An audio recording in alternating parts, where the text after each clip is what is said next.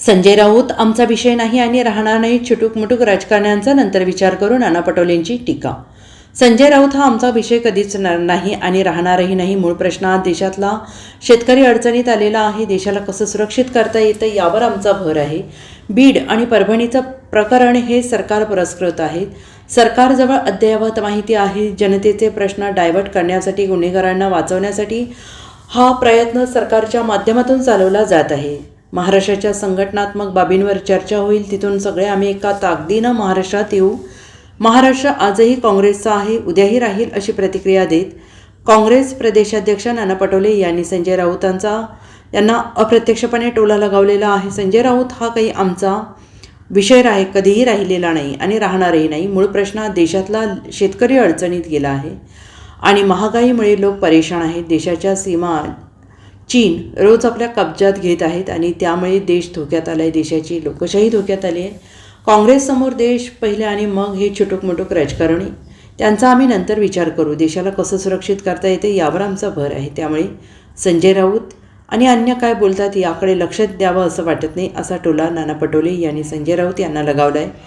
निवडणूक काळात जागा वाटपावरून संजय राऊत यांनी काँग्रेसवर टीकास्त्र सोडलं होतं आणि त्याला नाना पटोले यांनी उत्तर दिलेलं आहे. मला एक कळत नाही, कोण काही बोललं तर महाविकास आघाडीमध्ये फुटी अशा पद्धतीच्या बातम्या आपल्याकडे येतात. पण या सरकारमध्ये काय चाललेलं आहे? अजित पवारांचा एक मंत्री त्याच्यामध्ये अडलेला आहे असं भाजपचा आमदार सांगतोय. जो राष्ट्रवादीचा एक आमदार सांगतो की भाजपचे एक मंत्री त्याच्यामध्ये समाविष्ट आहे. अशा अनेक प्रकरण आपण आज महाराष्ट्रामध्ये या मंत्रिमंडळामध्ये, या सरकारमध्ये पाहतोय. सगळ्यात जास्त तर माहितीमध्ये फूट आहे. पण मूळ प्रश्न आहे की कोणी काय बोलले. विशेष करून संजय राऊतांचा उल्लेख आपण वारंवार करता. संजय राऊत हा विषय आमचा नाही आहे, आज तुम्हाला स्पष्ट सांगतोय. आज देश धोक्यात आलेला, देशाच्या सीमा सुरक्षित नाही, लोकशाही धोक्यात आलेली आहे. आपल्या लक्षात असेल की महाराष्ट्रामध्ये झालेल्या विधानसभेच्या निवडणुकीची माहिती आम्ही निवडणूक आयोगाकडून मागितली. जे रात्री झालेलं मतदान, कुठल्या बूथवर कुठं किती मतदान झालं, रात्री ज्या 11:30 वाजता आपण माहिती दिली, दुसऱ्या दिवशी 3 वाजता जी माहिती दिली, त्या माहितीला आम्हाला द्यावी, फुटेजेस द्यावे. निवडणूक आयोगाने मुद्दामून त्याला उशीर केला. लोकसभेमध्ये गोंधळामध्ये कायदा पारित करून घेतला नरेंद्र मोदीच्या सरकारने आणि आम्हाला आता त्या बूथवर जे काही मतदान झालेलं आहे, कुठल्या बूथवर झालेलं आहे, 76 लाख मतदान हे कुठं झालेलं आहे याची माहिती आता देता येत नाही, असं आम्हाला निवडणूक आयोग सांगतोय. हे सांगायचं तात्पर्य झालेल्या महाराष्ट्राच्या विधानसभेमध्ये दानवे घालाने डाळच काळी आहे. निवडणूक आयोग भाजपच्या सोबत आहे आणि भाजपला सत्तेत आणण्यासाठी निवडणूक आयोगानेच मदत केलेली आहे.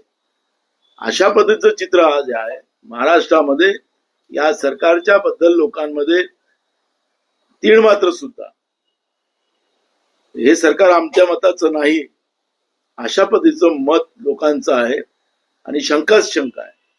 आणि म्हणून आज या सगळ्या परिस्थितीमध्ये लोकशाही धोक्यात आलेली आहे.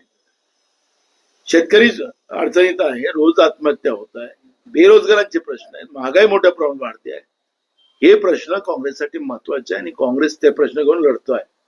कोण काय बोलतोय, संजय राऊत काय बोलले, अमुक कोण काय बोलले, याचं आमचं कुठलंही घेणं तर नाही. निवडणुकीच्या काळात काय करायचंय ते ठरवू आणि त्याच्यानंतर आम्ही त्याच्यावरची प्रक्रिया, अजून निवडणुका लागल्याच नाही. निवडणुका लागतील की नाही लागतील तेही पण एक शंका आमच्या मनात. गेले 3 वर्ष महाराष्ट्रामध्ये या सरकारने निवडणुका होऊ दिल्या नाही. त्यामुळे आमच्या मनात शंका आहे, जेव्हा निवडणुका लागल्यानंतर त्यावेळेस काय करायचं ते आम्ही त्यावेळेस ठरवू. आज मला त्याच्यावरची कुठली प्रतिक्रिया द्यायची नाही. कराडला सीबीआय कोठडीनं. Bureau report, SBN Marathi, Mumbai.